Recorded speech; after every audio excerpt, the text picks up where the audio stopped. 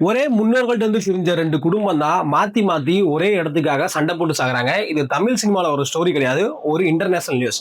ஆபிரகாம்னு சொல்லப்போற ஒரு இறை தூதர் தான் யூதர்கள், இஸ்லாமியர்கள், கிறிஸ்தவர்களுக்கு அடிப்படையாவாரு. இவர்கிட்ட இருந்து தான் இந்த 3 மதமும் உருவாச்சு.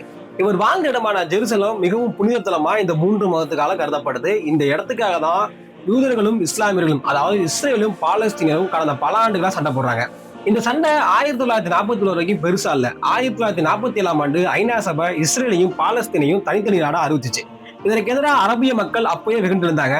1967ஆம் ஆண்டு இஸ்ரேல் தன்னோட ஆதிக்கத்தை விரிவாக்க பாலஸ்தீனத்துக்கு ஒதுக்கப்பட்ட பல இடங்களை ஆக்கிரமிச்சாங்க. இது மேலும் சண்டையை தீவிரமாக்குச்சு.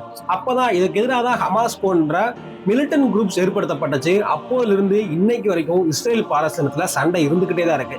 இந்த 2 நாடுகளும் அதாவது இந்த 2 குடும்பமும் எப்ப பஞ்சாயத்து தீர்ப்பை அதாவது யுனைடெட் நேஷன் தீர்ப்பை ஏத்துக்கிறாங்களோ அப்பதான் சண்டை முடியும். அது வரைக்கும் இந்த சண்டை நடந்துகிட்டே தான் இருக்கும்.